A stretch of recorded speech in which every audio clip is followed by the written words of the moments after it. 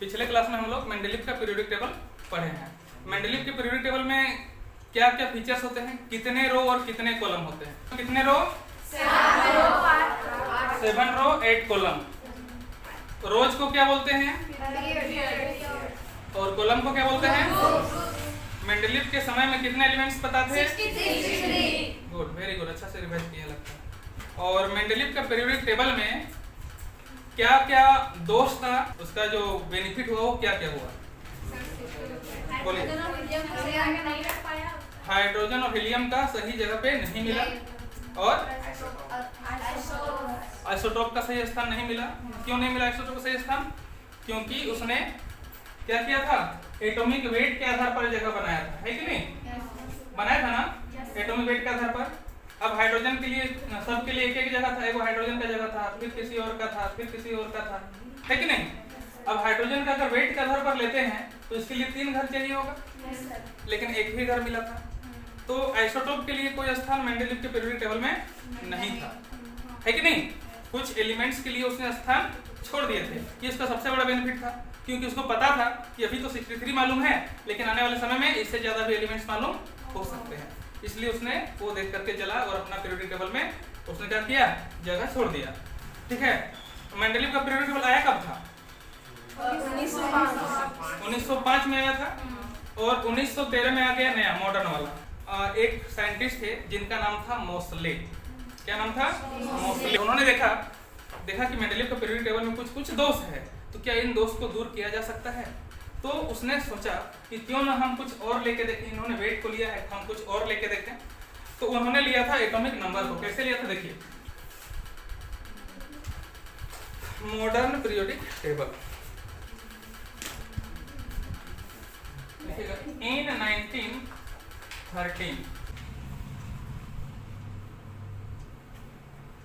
Mendeleev के periodic table के बाद उसकी विसंगतियों को दूर करने के लिए 1913 ईस्वी में मोसले नाम का एक साइंटिस्ट हुआ करते थे, है ना?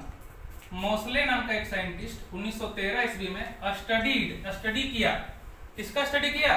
Relationship between x ray spectra and atomic number. यहाँ पर भी लिख सकते हैं आप लोग जेड का स्टडी किया ऑफ द एलिमेंट्स, ठीक है ना? और स्टडी करने के बाद उसने एक रिलेशनशिप बनाया कि स्पेक्ट्रम में जो उसको फ्रीक्वेंसी मिलता है, उस फ्रीक्वेंसी का एटॉमिक नंबर के साथ क्या रिलेशन है। उस रिलेशन को उसने इस इक्वेशन से दिया, ठीक है ना? Under root frequency equal to A और multiplied by Z minus B. यहाँ पर भी क्या है, सॉरी, न्यू क्या है? फ्रीक्वेंसी है। जेड क्या है? एटॉमिक नंबर है। इसको हम लोग न्यूक्लियर चार्ज भी बोलते हैं। क्या बोलते हैं इसको? न्यूक्लियर चार्ज भी बोलते हैं, वो है। और ए और बी कांस्टेंट थे, जो कि सभी एलिमेंट्स के लिए समान थे। ये रिलेशनशिप किसने दिया था? मोसले।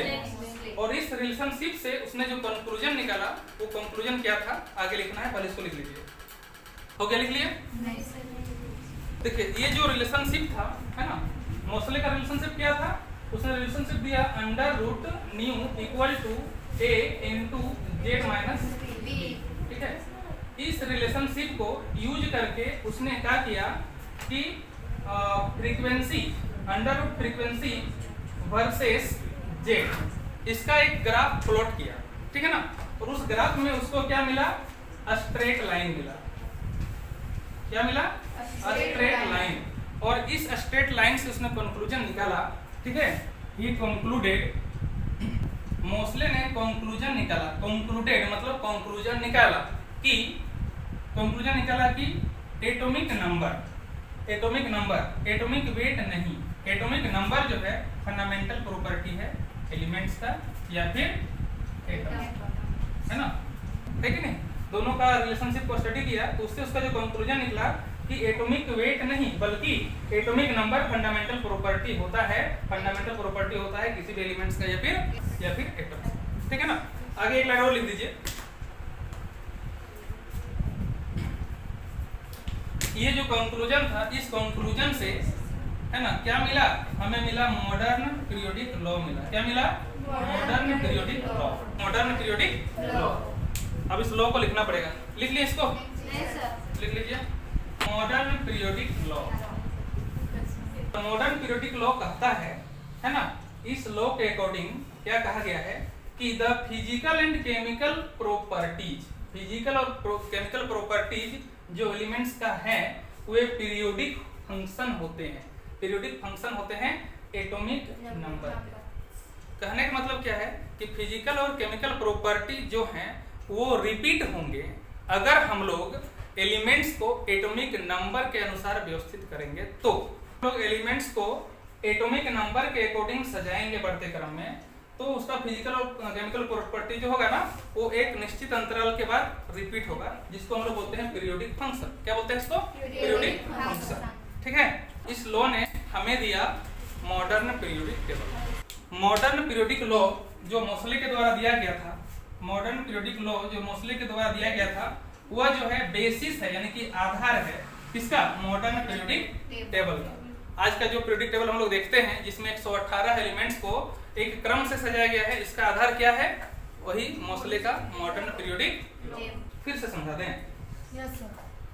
मॉडर्न पीरियोडिक लॉ मतलब जो पीरियोडिक जो लॉ है जो अभी का है इसको मॉडर्न बोला गया। हालांकि पुराना 1913 का है, लेकिन फिर भी मॉडर्न बोलेंगे। क्यों? क्योंकि उसके बाद कोई नया नहीं आया है। जब तक नया नहीं आएगा तब तक मॉडर्न ही कहलाएगा। कहलाएगा कि नहीं? हाँ, तो वही ना नया कहलाएगा, इसलिए मॉडर्न, आधुनिक। तो आधुनिक पीरियोडिक लॉ के अनुसार क्या है कि ये जो पीरियोडिक टेबल बना हुआ है ना मॉडर्न पीरियोडिक, उसका आधार है, मतलब उसी को आधार मान करके, ठीक है ना, उसी लॉ को आधार मान करके अभी का जो पीरियोडिक टेबल है वो तैयार किया गया है। फिजिकल और केमिकल प्रॉपर्टी क्या होते हैं? पीरियोडिक फंक्शन होते हैं उसके एटॉमिक नंबर्स का, मतलब ये कुछ इंटरवल के बाद रिपीट होते हैं। तो कितने इंटरवल के बाद रिपीट हुए? तो ये देखा गया कि इट वाज ऑब्जर्व, ये देखा गया कि जो प्रॉपर्टीज हैं एलिमेंट्स के वे रिपीटेड होते हैं आफ्टर इंटरवल्स ऑफ दो एलिमेंट के बाद, फिर 8 एलिमेंट के बाद, फिर 8 एलिमेंट के बाद, फिर 18 के बाद, फिर 18 के बाद और बाद में फिर 32 के बाद। ये था इंटरवल का मतलब प्रॉपर्टीज का फिर से रिपीट होने का ये इंटरवल्स थे। ये क्या थे? प्रॉपर्टीज के रिपीट होने का इंटरवल्स। 2 एलिमेंट्स के बाद प्रॉपर्टी रिपीट हुआ, फिर 8 के बाद हुआ, फिर 8 के बाद हुआ, फिर 18 के बाद हुआ, फिर 18 के बाद हुआ, फिर 32 के बाद हुआ। और यही जो है ना आधार बना मॉडर्न पीरियोडिक टेबल का। मॉडर्न पीरियोडिक टेबल में आप देखिएगा, यहाँ पे इस टेबल लगा हुआ है, दिखाते हैं आपको। 2 एलिमेंट्स हैं, फिर 8 एलिमेंट्स हैं, फिर 8 एलिमेंट्स हैं, फिर 18 है, फिर 18 है, फिर 32 है। देखिए कैसे, यहाँ ध्यान दीजिए, हीलियम और हाइड्रोजन और हीलियम कितना एलिमेंट हुआ? 2। उसके बाद यहाँ पर लिथियम बेरिलियम 2 एलिमेंट्स हुआ, और यहाँ पर 1 2 3 4 5 6 कितना एलिमेंट्स हुआ? 8। तो पहले 2 के बाद रिपीट हुआ प्रॉपर्टी, फिर 8 के बाद फिर से 1 2 3 4 5 6 7 8। तो क्या मिल गया? 2 8 8। अब की बार मिलेगा तो 18 एलिमेंट्स मिलेगा, है ना?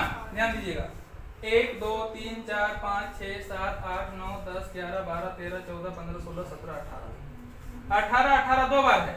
उस पर यहाँ से यहाँ तक में 32 है ना? यहाँ से यहाँ तक कितना है? 32 है। बोलिए कैसे है 32? यहाँ पे 2 है और यहाँ पे कितना है आपका? 1 2 3 4 5 6 7 8 9 10 11 12 13 14 15 16 17 है। अब नीचे लोग गिनना पड़ेगा क्योंकि इसका स्थान यहीं पर है, इसको मिलाइएगा टोटल आपका 32 हो जाएगा, ठीक है ना? तो ये रहा क्या बोलते हैं प्रॉपर्टीज का इंटरवल्स, प्रॉपर्टी रिपीट होने का पीरियोडिक इंटरवल। क्या हुआ? 2 एलिमेंट्स, फिर 8 एलिमेंट्स, फिर 8 एलिमेंट्स, फिर 18 एलिमेंट्स, फिर 18 एलिमेंट्स, फिर 32 एलिमेंट्स। और इसी को आधार मान करके, इसी को बेस बना करके नया पीरियोडिक टेबल बनाया गया, जिसको हम लोग बोलते हैं मॉडर्न पीरियोडिक टेबल। और उसका दूसरा नाम एक और भी है जिसको बोलते हैं लॉन्ग फॉर्म पीरियोडिक टेबल या फिर बोर्स पीरियोडिक टेबल। तो हम लोग अब लिखना है long form of periodic table. मेरा ना इसको दिख रहा है ना लिखा हुआ?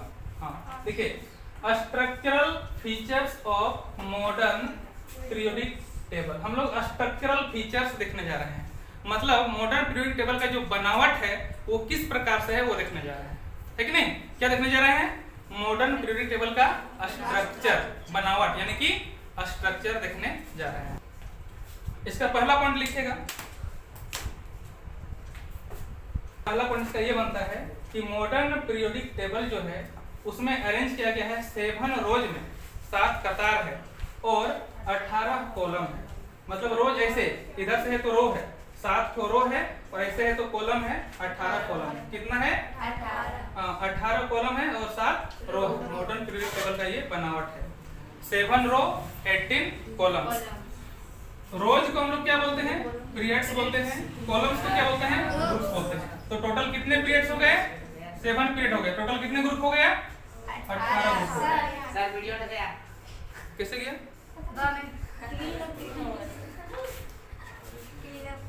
स्पेस नहीं, वो बोल रहा है कि स्पेस कम हो रहा है, गया नहीं है। तो बचेगा, ये बता रहा है कि स्पेस भर रहा है तो खाली कीजिए। तो खाली पूरा भरेगा तब ना, आपके बोलने से खाली करते हैं। मोबाइल को बोल रहे हैं, आपके बोलने से खाली करते हैं, पहले भरने दीजिए। क्या मोबाइल को बोलने से सुनता है कि नहीं? सुनता है। तो आपको प्रूफ भी दिखाएंगे। अगर हम बोलेंगे ना मेरा नाम क्या है, तुरंत बोल देगा। तो मॉडर्न पीरियड टेबल में कितना पीरियड है? 7 पीरियड है और 18 ग्रुप्स है, 18 ग्रुप्स है। पहला पॉइंट हो गया। सेकंड पॉइंट, हॉरिजॉन्टल रोज जो है उनको हम लोग बोलते हैं पीरियड्स। और टोटल कितने हैं? 7 पीरियड हैं। ये 7 सातों पीरियड के नाम है। बोलते हैं फर्स्ट पीरियड, जिसमें हीलियम और हाइड्रोजन और हीलियम 2 ही एलिमेंट्स हैं। सेकंड पीरियड में आपका क्या है? लिथियम से लेकर के नियॉन तक है, ठीक है ना। 8 एलिमेंट्स है टोटल। कितने हैं? यहाँ पे 2 एलिमेंट्स हैं, इसमें 8 एलिमेंट्स हैं। थर्ड पीरियड में भी सोडियम से लेकर आर्गन तक कितना है? 8 एलिमेंट्स हैं। फोर्थ पीरियड में पोटेशियम 19 से लेकर के क्रिप्टन 36 तक कितने हैं? 18 एलिमेंट्स हैं। फिफ्थ पीरियड में रुबिडियम 37 से लेकर के जेनॉन 54 तक कितने हैं? 18 एलिमेंट्स हैं। इसमें 32 एलिमेंट्स हैं। इसमें भी 32 हैं, लेकिन अभी इसको इनकम्प्लीट का भी दर्जा दिया गया है कि आगे हो सकता है कि एलिमेंट्स का खोज हो जाए, है कि नहीं। अभी 118 करके पूरा कर दिया गया है। पहले तो हम लोग बोलते थे कि 100 प्लस एलिमेंट्स है। कितने एलिमेंट्स हैं? 100 प्लस, क्योंकि कुछ साल तक जो है ना 118 तक नहीं लिखा हुआ था, कुछ कम ही लिखा था। 114 लिखा हुआ था, 100 किसी में 112 रहता था। तो बहुत सारा बुक में मिलेगा आपको 7th पीरियड को इनकम्प्लीट का दर्जा दिया गया है ना। तो हम लोग भी बोलेंगे ये तो इनकम्प्लीट है, या फिर बोल सकते हैं कि 118 है कि नहीं।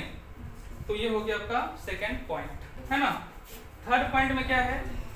जो वर्टिकल कॉलम है उनको हम लोग क्या बोलते हैं? ग्रुप्स बोलते हैं। Vertical columns are called groups, इनको ग्रुप्स बोलते हैं। टोटल नंबर ऑफ ग्रुप्स कितना है? टोटल नंबर ऑफ ग्रुप्स कितने कॉलम है? 18। तो ग्रुप्स में कितने होंगे? 18। कितने ग्रुप हैं? 18 ग्रुप है। और ये ग्रुप है ना, ग्रुप का स्पेसिफिक नाम भी है। 18 समझ में नहीं आया? पीरियोडिक टेबल में कितने कॉलम है? अरे ऐसे ऊपर से देखिएगा ना, इसमें कितने कॉलम है? 18 है। गिनिए ना, देखिए ये 1 2 3 4 5 6 7 8, यहाँ तो लिखा हुआ है 18, ठीक है। कितने? 18 हो गए, क्योंकि 18 कॉलम है तो 18 ग्रुप्स भी हो गया, है ना।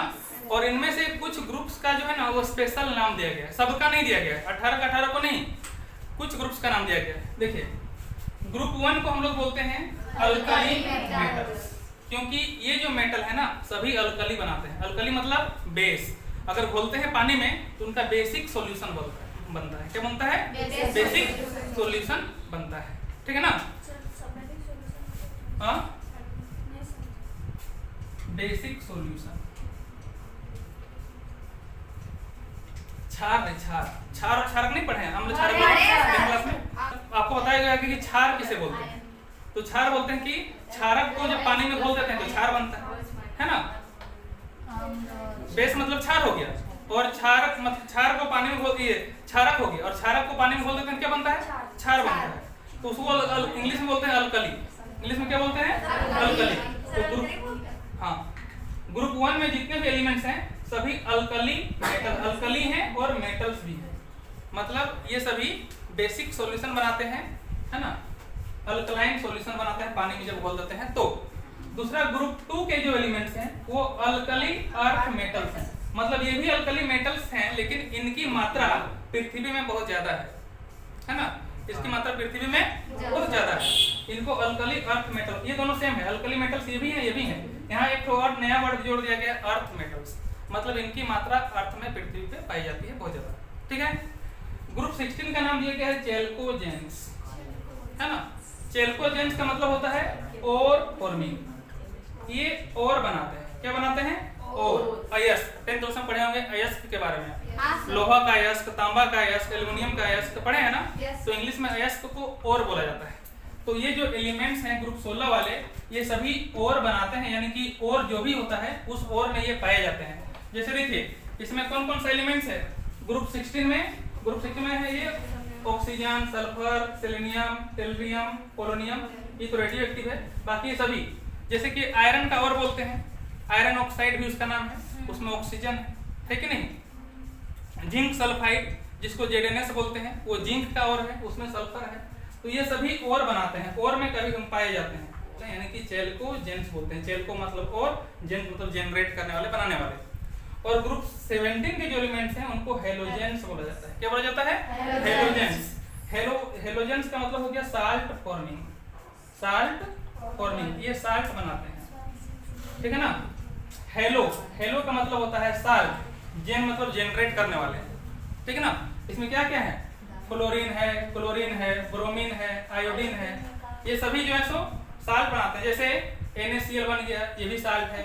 NaBr बन गया, ये भी साल्ट है कि नहीं। ये सभी क्या बनाते हैं? साल्ट बनाते हैं। तो ये साल्ट फॉर्मिंग है।